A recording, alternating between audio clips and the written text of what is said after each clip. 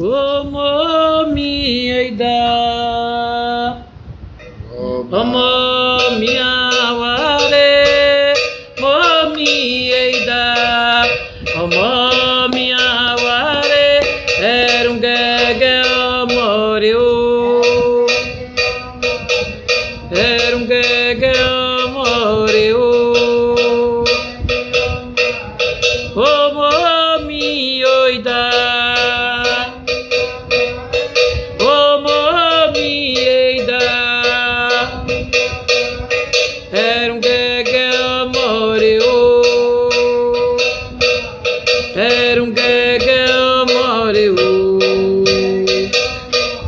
Ubaumi, Ubaulucum, Ubauloçá. Axé. Axé, mãe Elza. Axé, Francisco. Uma boa tarde. Axé, tá. Sua bênção. Sejam todos e todas bem-vindos e bem-vindas. Este é o Falando de Axé Pernambuco, o primeiro vídeo da série do estado de Pernambuco. Hoje nós estamos trazendo a nossa sacerdotisa Mãe Elza de Iemanjá. Meu nome é Tata Cambondo Francisco Tabalacimbi e nós hoje estamos vamos iniciar aqui essa entrevista com a Mãe Elza de Iemanjá.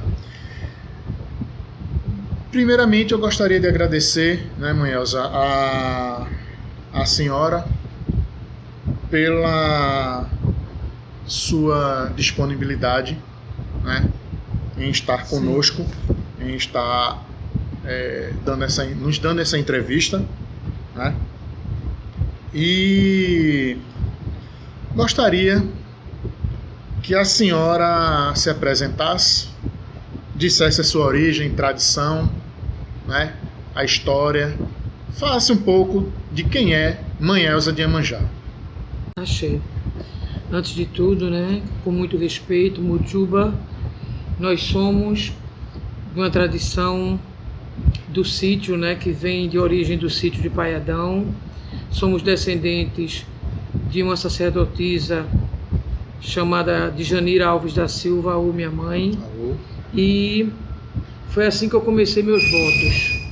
A nossa casa, o nosso Ilele, Axé Beaô, uma casa de tradição Nagô, fincada em Salgadinho, Olinda, e conhecida, né, pela tradição como uma casa que preserva a pesquisa, a cultura, a musicalidade, a gastronomia, e dizer que é também uma grande satisfação estar recebendo, né?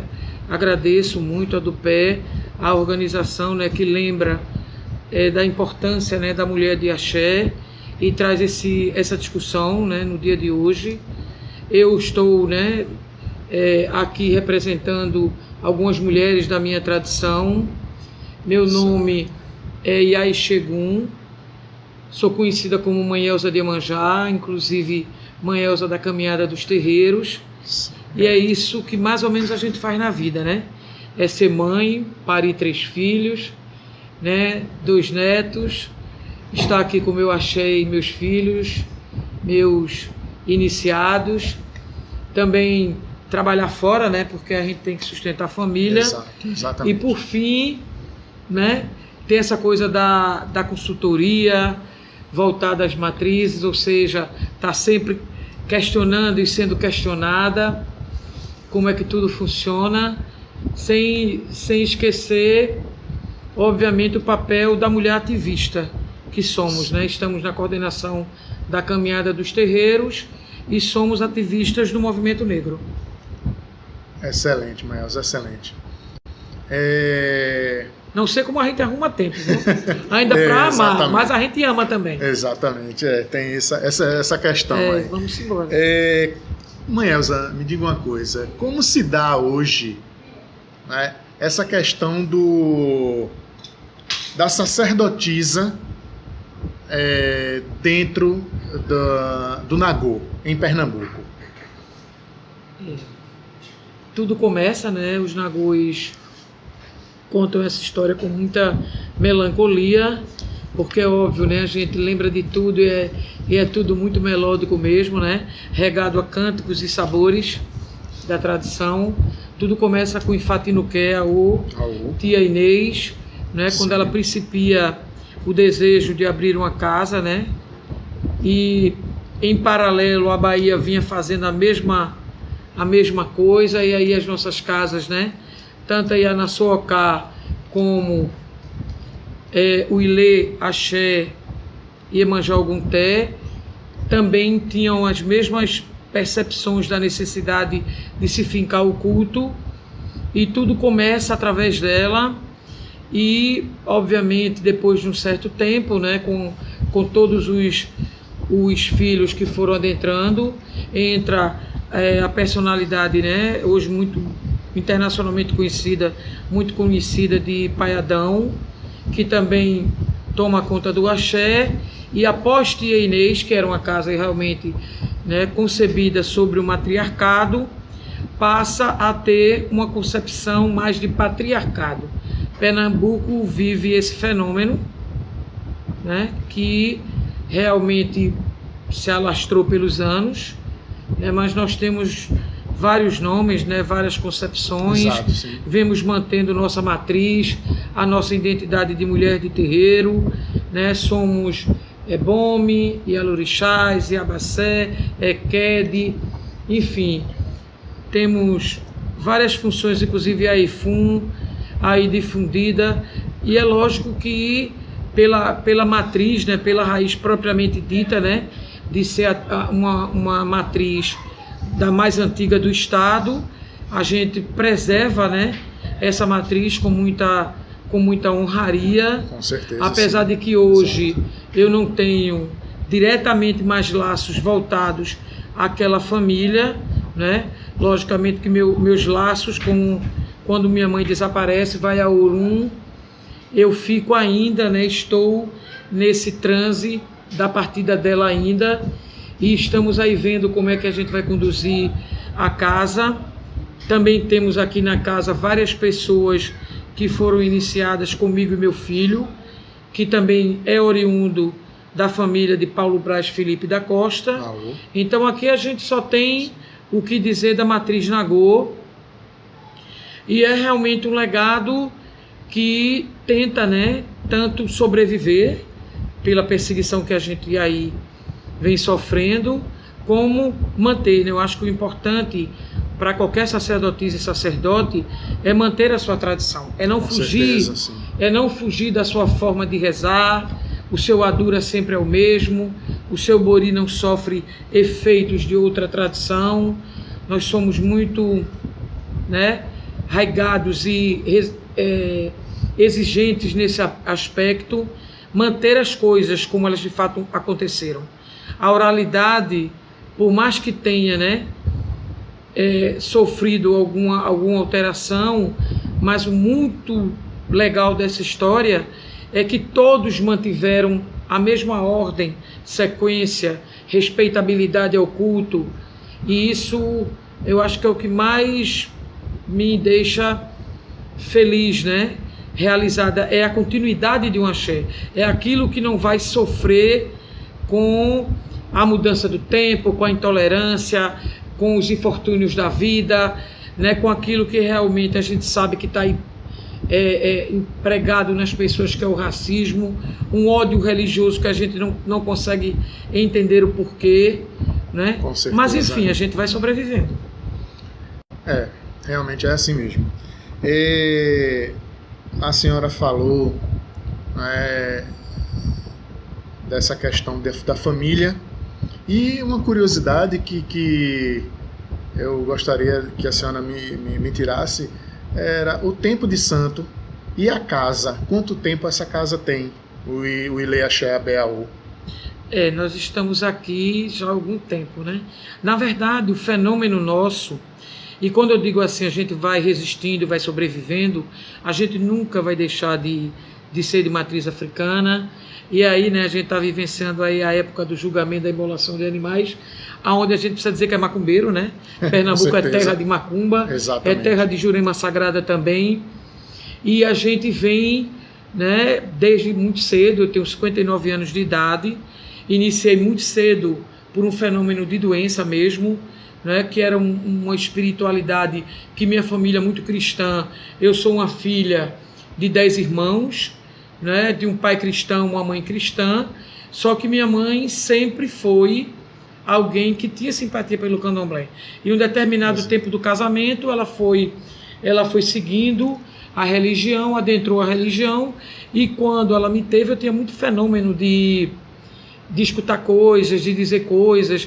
Meu pai era contador, né, de algumas empresas aqui muito sólidas no estado, e ele me via muito falar para alguém: não chora, de repente isso tinha que acontecer mesmo na tua vida, ou teu filho está bem. Então eu tinha muito fenômeno eu tinha muita essa coisa da intuição, da visão. Eu não consigo perceber hoje nitidamente como é que isso acontecia, mas eu tinha essa coisa, e meu pai estranhava muito, até que um certo tempo eu comecei a desmaiar, e ninguém conseguia desvendar o porquê desses desmaios. Meu pai e minha mãe me levaram para médico, para tudo, como todo mundo geralmente inicia na espiritualidade, né? Ela nos pega, ela nos escolhe. Exatamente. Aí nisso ela me leva para uma casa religiosa, depois de todos os exames terem dado negativo, escondido de meu pai, óbvio, e se descobre que eu estava começando, né, a fazer exatamente aquela coisa que as pessoas dizem de desenvolvendo o fenômeno da incorporação. Então, o que era isso? O que era esse fenômeno? De onde é que vinha uma menina extremamente criada, né, nos motes de uma igreja cristã, entender o que era uma jurema, cantar uma cantiga de jurema, e enfim. Então, meu pai ou aceitava, porque ele tinha em casa alguém que, no mínimo, era diferente da criação dele. Então, a gente começou isso lá para trás, né, nos anos, e foi quando, aí sim, eu comecei a frequentar a religião, e como toda criança, né, conhecendo tudo, estranhando tudo, aquelas pessoas falavam coisas que eu não concebia. Quando realmente eu voltava a mim, eu não entendia porque meu cabelo estava todo assanhado. Foi assim, como todo mundo, né? Essa história aí tá aí. Então a gente começou, depois de 12, 14, 15 anos, eu fui e comecei a fazer meus preceitos de Jurema, e logo em seguida orixá, né? Fui iniciada. Aos 9 anos, na verdade, quando aconteceu comigo, dos 8 aos 9, essa condição de entrar ao terreiro, existe um sacerdote chamado Zé Ogan, né, que é muito conhecido aqui, que é seu Nazareno de Iemanjá, e ele percebeu a necessidade, porque na época eu também não entendia aquilo, não entendia nada, e até como eu estava muito em transe, eu não percebia o que tinha sido feito, mas como minha mãe era responsável por mim, fizemos, né, o assentamento, do que seria o assentamento a Iemanjá, escondido, né, porque naquela época a criança não podia estar em terreiro, ele era sargento, né, da polícia, e tudo era muito trancado, ou seja, era entre a sala dele, que eu assisti o toque, e entre as corridas quando a polícia saía para o salão. Então foi assim que aconteceu. Em 84, antes um pouco de 84, eu já era madrinha de algumas pessoas, já tinha, não queria, nunca tive a pretensão de ser Yalorixá, de fato, porque a minha vontade era de pesquisar, era de conhecer o que era aquilo, o que era todas aquelas coisas, as tradições que estavam aqui, como é que elas chegavam, como é que elas se difundiam. Mas de repente a gente não escolhe mesmo, né? Chega o dia, o sacerdote joga, diz aí iaô, é preciso. Então desde 69, que eu já tinha santo sentado, e quando foi, depois de toda a minha iniciação e do meu oiê, eu em 84 abri esta casa, né? Abri esta casa e começamos aí a militar. A nossa militância política, ela acontece muito dentro do terreiro, né? Porque o terreiro é aquele lugar que acolhe né? Exatamente. Sem nem perguntar quem é você. Você é doutor? Você está empregado? Você não está empregado? Você está doente? A gente não pergunta. A gente vai ao oráculo para ver a vida da pessoa. Então, foi sobre esse formato que a casa foi chegando e acontecendo. E aí a gente percebendo a perseguição, né? Porque nós somos uma tradição que acolhe e que recebe todas as pessoas, em detrimento de serem hétero, homossexuais, brancas, negras, doentes, sadias, casadas, solteiras, a gente vai acolhendo.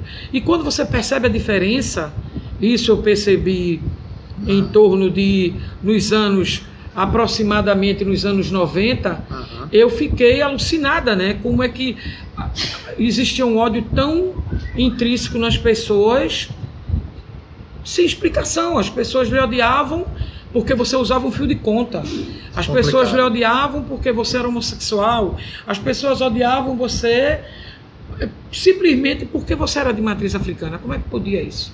Aí não deu para resistir. Foi ir para a luta mesmo e ir para as ruas. Infelizmente, essas questões que a senhora relata agora, né, questões passadas, né, da época da década de 60, nós ainda vivemos, infelizmente, hoje, né, no século XXI, essa perseguição contra os praticantes, né, os devotos de matrizes africanas, contra os povos LGBTs.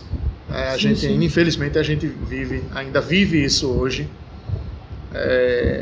E a gente pensava que daquela época para cá haveria uma mudança muito que isso não existiria mais mas infelizmente passamos aí, né, agora por uma audiência aí, né, que graças que axé, viu? Saravá, doutor Hélio, e toda a equipe, todos, né? os ministros, né, que nos fizeram ali, que foram a nosso favor, né? E é importante dizer, né, porque eu acho que é legal dizer, você é uma pessoa próxima e sabe o quanto o Brasil inteiro, porque a gente fez essa articulação, essa conversa com todos os estados, como cada estado, né, se organizou, contribuiu. Exato, a fé, a energia, os pedidos, a devoção. A gente tinha credo naquela fala, né? A gente tinha credo que aquilo ali ia realmente ser contestado, né? Que realmente a nossa religião não fere a Constituição e está ali, é o direito mesmo constituído e tal. Mas o período foi um período muito difícil, né, para todo mundo. Um período que todo mundo teve, além da perseguição comum, né, que já porque é uma coisa, é muito triste você usar a palavra comum. Eu acho que quando a gente se acostuma a ser discriminado, a coisa fica muito voraz. E a gente precisa dizer que não é um costume, é uma realidade que está impregnada nas pessoas de um ódio desnecessário, não cristão, porque não é cristão. Esse ódio não é cristão. Você, para ser cristão, você principia através do seu livro sagrado: não julgueis para não seres julgados, amai-vos uns aos outros como eu vos tenho amado, e tudo mais. Então, quando a gente percebe, até porque nós estamos, né, eu faço parte de um fórum chamado Fórum Diálogos, que é um fórum interreligioso, onde a gente acaba também de realizar um encontro de mulheres, né, 7 mulheres de diferentes religiões, onde todo mundo falava do amor, né? Exato. Do amor de Deus, de Jafé, de Buda, do amor de Oxalá. Em nenhum momento foi contestado o fio de conta, né? O livro, a Bíblia, muito pelo contrário, a gente estava buscando a unidade. E agora, com o resultado do julgamento, que aí eu também quero dizer aos ministros, né? Porque eu sei que de uma forma ou de outra o Lodumare nos possibilita, através de olhar o vento, que nós ficamos bastante sensibilizados. Primeiro porque, como a gente vinha sempre conversando, né, depois do julgamento, que ninguém parou de falar ainda sobre ele, eles tiveram a sensibilidade de realmente estudar a religião, estudar o porquê da imolação. Eles tiveram uma fala, mesmo que fosse uma fala para votar contra, mas foi uma fala de respeito às matrizes. Momento nenhum, né, houve uma ofensa, e a gente ter ganho por unanimidade, conceber que uma inteligência, né, uma outra forma de inteligência concebe a sensibilidade de se alimentar para o sagrado, é imensurável. Foi a emoção. Realmente foi. Essa questão mexeu com todo, né, toda a nossa, vamos dizer, a EBE nacional, né, toda a família de matriz africana. Isso deixou. Eu vi relatos nas mídias sociais dos nossos irmãos em outros estados, de emoção, realmente muita emoção. Bastante. Elza, me diga uma coisa. Hoje, estamos aí no século XXI, o que é que a senhora vê como dificuldades encontradas, né, dentro desse contexto do culto, do nosso culto, de religiões de matriz africana? A gente tem assim, né? A gente está distante de alguns polos, né? Pernambuco é um pouco longe de São Paulo, do Rio Grande do Sul, mas isso não nos distancia a ponto de realmente nos colocar em lugares que não sejam estratégicos. Sempre estamos em lugares estratégicos. Eu penso muito, sabe, como esse fenômeno, eu gosto muito da palavra fenômeno, porque eu acho que ela explica coisas inexplicáveis. Como é que a gente, quando surgiu a concepção de se criar no mundo, né, Brasil, o culto de candomblé, como é que a gente conseguiu dialogar em mundos tão distantes? Como é que saiu daqui para Minas Gerais a possibilidade do sincretismo para sobreviver? Como é que chegou, né? A gente precisa formatar o culto, né, dentro das possibilidades, por mais diversos que nós somos, né? Porque, na verdade, nós temos tradições um pouco diferentes, mas que pensaram muito igual, né? Nós temos cargos com nomes específicos e alguns diferentes, mas outros muito iguais, né? Cada um com a sua língua. Você é um tata, né? um tata cambondo, mas a gente tem aqui o alabê, que teve a mesma percepção, a mesma ideia de como trazer aquele instrumento sagrado, conceber aquele instrumento sagrado, como é que vai se manter aqueles cânticos sagrados. Eu acho que, na verdade, muito mais do que dificuldades, a gente tem coisas que são ao nosso favor. E a primeira coisa é o oráculo, né? Porque eu acho que tudo isso aconteceu porque nós temos algo que ninguém tem no mundo. A gente tem um contato direto com Deus, entendeu? Mas é aquele contato, não é aquele contato, eu sinto Deus. Não, eu falar e perceber que Deus me responde através do oráculo. Porque para nós, né, Orumilá, vamos dizer, o jogo propriamente dito Merinde Logum, não é nada mais nada menos que os signos do oráculo, né? Os signos de Odu, que nos possibilita, através de Orumilá, relembrar do nosso passado, né? O testemunho, né? Ou seja, Orumilá é o testemunho, né, do nosso destino, daquilo que a gente escolheu para viver. Então, quando a gente percebe disso, aí eu vou entender como é que Francisco, lá em Minas Gerais, concebeu do mesmo jeito que eu concebi. Porque da forma que a divindade me escolheu Mãe Vera no Rio Grande do Sul, escolheu Mãe Beata no Rio de Janeiro, escolheu tantas mães outras em Pernambuco, né? Minha bênção para que todas nós dialoguemos de forma muito fraterna sobre a religião de matriz africana. Então eu acho que, se temos uma grande dificuldade, primeiro do que tudo é descobrir aonde podemos estar mais unidos, aonde podemos fortalecer a nossa unidade, que a nossa distância física não possa, vamos dizer, interferir no nosso crescimento espiritual. Eu acho que é isso. E também a dificuldade daquele preconceito que a gente sofre, né? A discriminação religiosa, ela é muito voraz, ela é muito, enfim. Então eu acho que, se a gente consegue construir e desconstruir isso, a gente começa a melhorar as coisas Certo. para a humanidade, inclusive, porque nós interlocutamos com o cidadão. E outra coisa que também é muito importante para o povo de matriz africana é reconhecer seu espaço sagrado, Sim. é reconhecer que ebó é sagrado, é reconhecer que imolação de animais é sagrado, é fortalecer essa máxima para todo mundo, é saber aonde são os locais de adoração e aí sim utilizá-los, né, de forma eficaz, é desconstruir o satanismo. Eu acho que a gente precisa.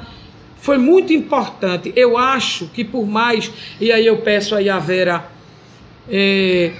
desculpas pela colocação, mas eu acho que o sofrimento, eu vou falar de forma redundante, o sofrimento que eles vivenciaram foi algo talvez escolhido pela cabeça dela. Precisava ser uma mulher forte daquela, precisava ser Babadiba. Precisava ser alguém que suportasse esse tema nas ruas, porque a gente precisava dizer o que é imolação de animais. Nós éramos, né, perseguidos, somos pessoas vítimas de um preconceito, inclusive da ignorância humana.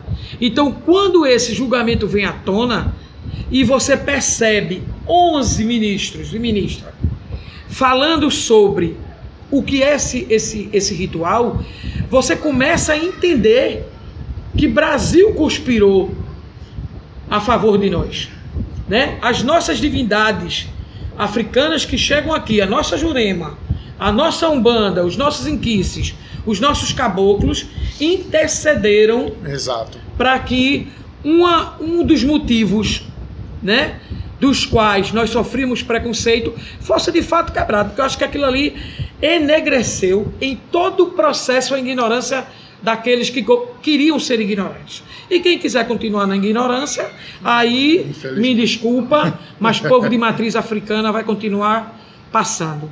Exatamente.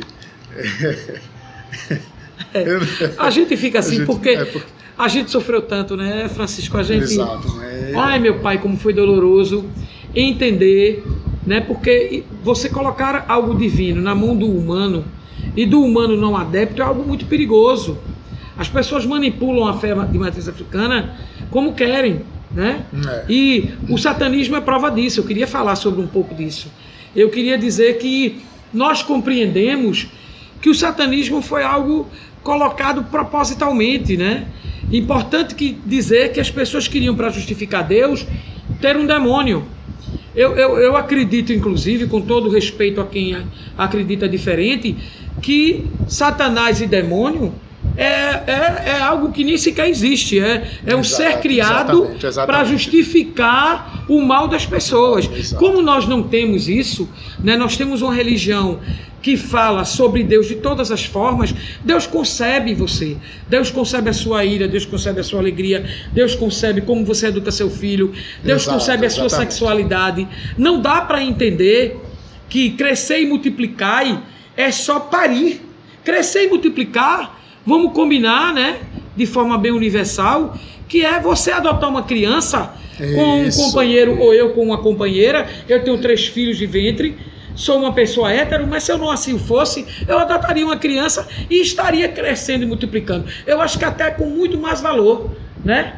Eu daria até muito mais valor, porque eu tirei alguém sem possibilidade alguma das ruas, né? E dei uma família, dei um lar, dei meu ventre, emprestei meu peito, porque o peito da mãe é aquele peito que não só amamenta, é o peito que acolhe, que acalanta no sono. Então, de uma forma ou de outra, o meu bebezinho, a minha bebezinha, está sendo amamentada por mim. Então, é isso que eu acho que as pessoas precisam conceber, né? E mudar, vamos lutar pela paz, porque o mundo está aí, né? Esse governo está aí tirando de tudo. Então, a gente precisa ter paz para ter equilíbrio e procurar com esse equilíbrio trabalhar pelas nossas coisas.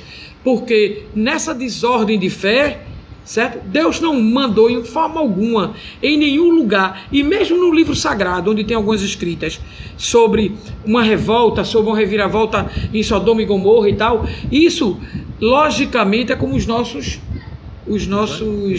vamos dizer, os nossos mitos que justificam os ritos, para dizer que realmente Deus abomina o erro, Yansan não gosta que você seja revolto de forma desacerbada, sem uma justiça, sem um pilar de Xangô. Não gosta que você agrida ao meio ambiente, a natureza. Exatamente, então tá na hora de mudar, viu? Tá na hora do ser humano entrar em outra percepção.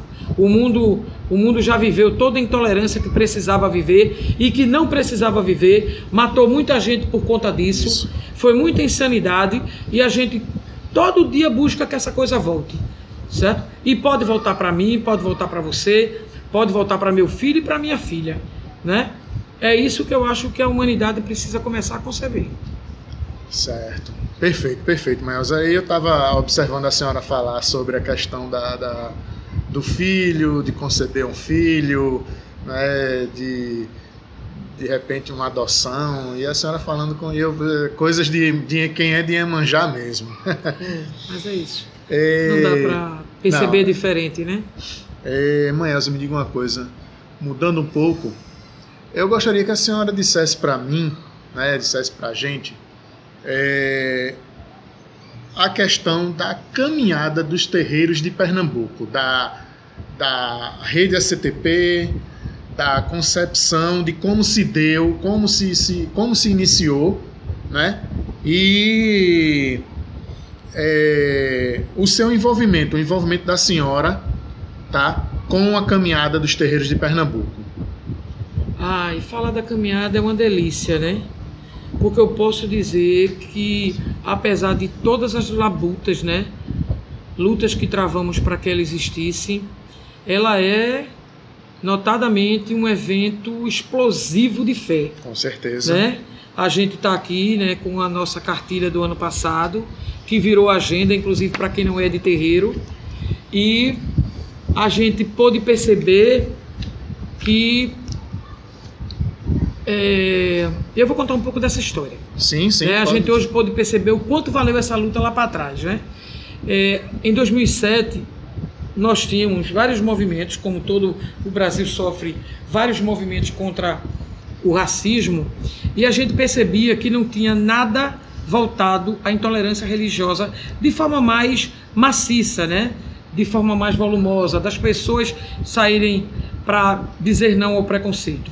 E daí, na proximidade do mês da consciência negra, em outubro isso foi em outubro, né? De que ano? Comecinho de outubro de 2007. 2007. Nós fomos convidados pela Prefeitura do Recife, junto à diretoria, né, de Igualdade Racial. Rosilene Rodrigues era a diretora na época, e nós fomos convidados, né? Eu, enquanto sacerdotisa, Marcos, do GRAC, e outros pais Josemar, enfim, vários pais e várias mães que compunham a clã religiosa de matriz africana. De repente, né, acaba a reunião, a gente ia se despedindo, ia cantando e tudo, e Rose nos faz uma provocação. O que é que a gente pode fazer para abrir as celebrações do mês da consciência negra enquanto povo de terreiro? Aí, nesse momento, foi algo tão de mágico, tão de necessário, ou tão de inspiração, que eu acho que foi tudo muito junto, que saiu exatamente a provocação. Por que é que a gente não vai para as ruas? E a gente sabe, né, o quanto é difícil você colocar a população de terreiro na rua, porque a gente foi oprimido a vida toda. As nossas casas são depedradas, as nossas casas foram invadidas, todo o tempo as pessoas perseguiam de fato os nossos mais velhos. Então, primeiro que eles não acreditavam na política, não acreditam ainda, muitos não acreditam que possa existir uma política que seja voltada, né, à igualdade de fato racial. E será que é possível? Será que dá tempo? Será que pode? Mas, né, eu sou de Iemanjá, né, e Iemanjá é aquela mãe que gosta do desafio, que diz vamos embora porque pode dar certo. Nós estávamos também, né, Marcos do Gra, com a pessoa de Xangô, também tremendamente voraz no movimento, e todos os pais que ali estavam, não, vamos fazer, não dá só para tentar, vamos fazer. Então assim aconteceu, né? Fomos para uma praça chamada Oswaldo Cruz, E naquele primeiro momento, com praticamente 20 dias, tivemos grandes colaborações. A gente não pode esquecer de Cal, do Núcleo Afro, de Júnior Afro. A gente não pode esquecer de Amaury Cunha. Tanta gente boa. Pai Josemar do Pina mesmo. Enfim, foram muitas pessoas que estavam nesse primeiro momento. Depois vieram, né, no dia da caminhada, Ivo Xambá, né, abriu o nosso momento sagrado a Exu. Veio Malaquias Aô, Ogã do sítio de Paiadão, né? Veio Dito de Oxóssi, representando a casa de Raminho de Oxóssi, representando a tradição Jejebá de Pernambuco. E daí a gente começou a fazer a caminhada. Fomos pela avenida principal da Conda Boa Vista e, né, levamos 3.000 pessoas nesse primeiro momento. E para nós já era a glória. Um número bem expressivo, Chegamos. No segundo ano, não dava mais para desistir, né? Porque todo mundo nem queria mais desistir, achava que tinha dado muito que certo, conversar, dialogar, aprender com o outro, brigar com o outro, levantar a mão, eu sou negro, eita, eu sou de axé, e todo mundo com aquele orgulho estampado no peito, querendo dizer disso. Aí a gente foi, né? Fomos caminhando. Hoje constituímos um conselho, né? Estou enquanto coordenação religiosa à frente desse processo, com um conselho de 7 conselheiros, discutindo religião de Pernambuco. Realmente é um conselho muito pertinente, muito focado ao respeito das tradições. E aí a caminhada sempre teve, né, a temática contra o racismo e a discriminação religiosa, mas todo ano a gente milita por uma causa. Todo ano a gente traz informações sobre um tema. Fizemos sobre direitos humanos, porque acreditamos que a formação, né, política, ela é muito importante. Mesmo que a gente identifique naquele pai que ele não tem, que a praia dele não é política, mas a gente fincou o pé e foi fazer. E a gente fez direitos humanos, fizemos educação, saúde. Importante dizer, né, que a saúde da população negra no estado de Pernambuco ela é muito importante. Os municípios contribuem muito. Exato. Recife, Olinda. A gente tem igualdade racial, né? Conselho espalhado em todo canto. Então a gente foi conduzindo o processo até que no ano passado a gente traz o tema, coincidentemente ou não coincidentemente, escolhido desde, né, de janeiro de 2018, aonde era realmente a condição do meio ambiente, como tratar realmente tudo que é votivo a essa natureza, né? A forma de como conduzir o ebó, a forma de como conduzir os presentes aos mares, aos rios, às matas. Então ficou essa febre. Hoje a caminhada coloca 37.000 pessoas na rua. É um cortejo extremamente religioso de matriz africana, apesar de que Pernambuco, você sabe, é terra de, para quem não sabe, é terra de maracatu, de afoxé, é terra de caboclinho, de samba de roda, coco. Então esses co-irmãos que saem do terreiro e formatam os seus grupos culturais, eles compreendem que na caminhada eles são filhos de axé. E aí a caminhada, em outra oportunidade eu peço, né, para que a gente possa estar passando também um pequeno vídeo, né, porque eu acho que isso estimula. Quando eu vejo a Bahia gritar, quando eu vejo a fala de Leci Brandão, quando eu falo e vejo, né, as possibilidades do retorno da minha fala, da fala de todos aqueles militantes, quando eu vi Quedicinha rezar para Oxum, eu acho que tudo isso aproxima o não adepto, fortalece a luta, né? Faz com que as pessoas cheguem, Francisco. Eu acho que essa militância, esse ativismo não pode ser só de alguns. Ele precisa ser de um todo, porque de fato o julgamento foi uma vitória, mas não é a única vitória. E atento, a partir de hoje é que a gente tem que estar, né? Nós vamos ter mais e mais lutas aí pela frente, com certeza. Né? Essa questão do julgamento foi a primeira, quer dizer, primeira entre aspas, né? Mas a primeira que realmente nos ameaçou, deu assim o que foi um caso que realmente nos deixou temerosos. Né? Mas lógico que nós sabemos que tem questões outras que já aconteceram no passado e questões que vão acontecer mais na frente, e nós, né, como povos de matriz africana, de todo o Brasil, nós temos que estar atentos quanto a isso, né, na unicidade dos povos, né, para a gente estar sempre, porque a vida da gente é lutar. A vida da gente não é só a religiosidade em si, é luta mesmo, né? A gente está aguerrido aí, e sempre vai ter alguém que está querendo fazer algo contra, inventar alguma coisa para tentar nos abalar. Não combinar, ele sabe. E a gente tem que estar unido para que a gente possa enfrentar o que vem mais na frente, o que sempre vai vir.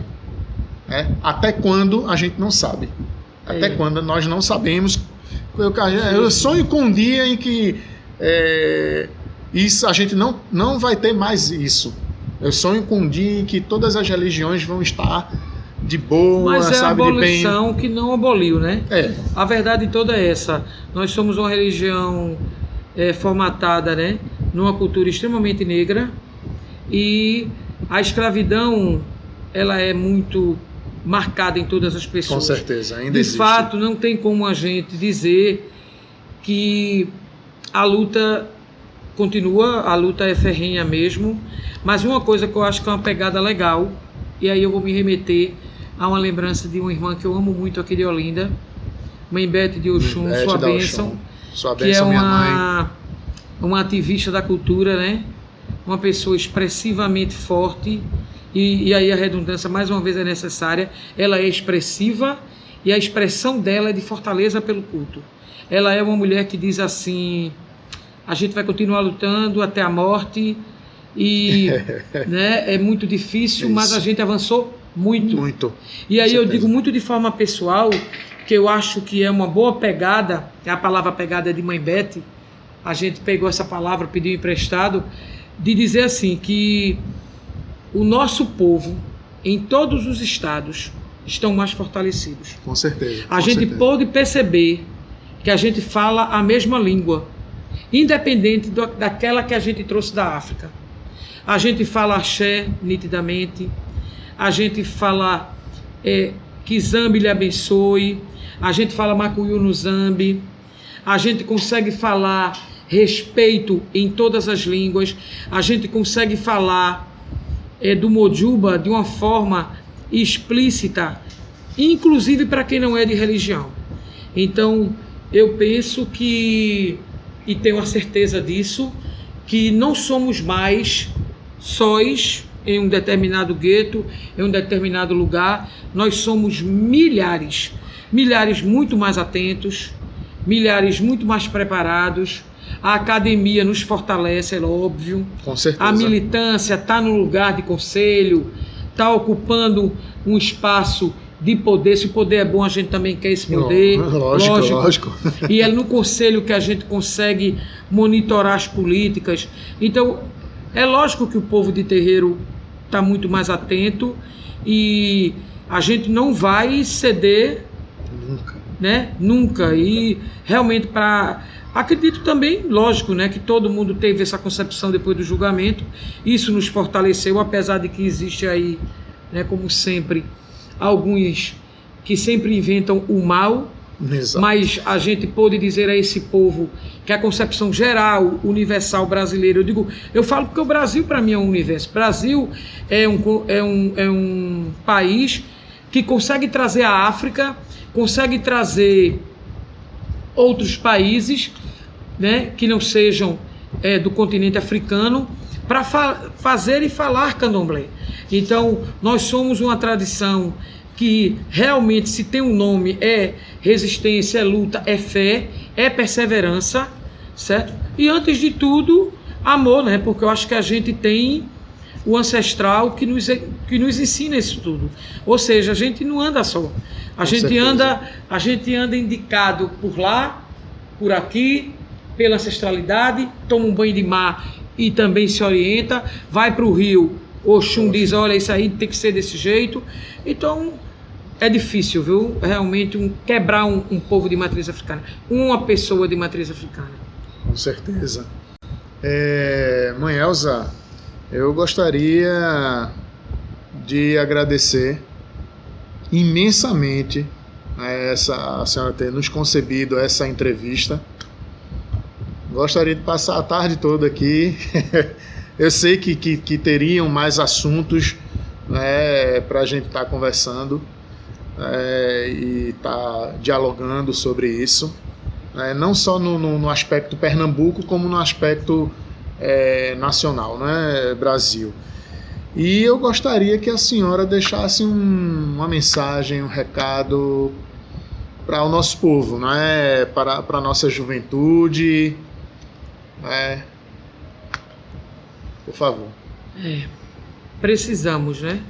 Precisamos dessa juventude. Essa juventude é o nosso gás, essa juventude, o nosso Iaô, né? É aquele que vai perpetuar a nossa tradição, dar continuidade a ela, dizer que estamos passando mesmo por tempos difíceis, não diferente do que passou os nossos ancestrais, mas que a gente milita para que esse tempo, né, se esvaia, saia aí da mente humana o preconceito, o ódio religioso, e queremos sim, queremos que eles possam ter o direito de seguir sua religião com liberdade, com dignidade não, a palavra dignidade nós temos sempre no nosso peito, mas com liberdade. A gente, todo o esforço hoje que os terreiros viveram nesse dia de julgamento não foi só pelo nosso ancestral, foi principalmente também por essa juventude que vem aí, né?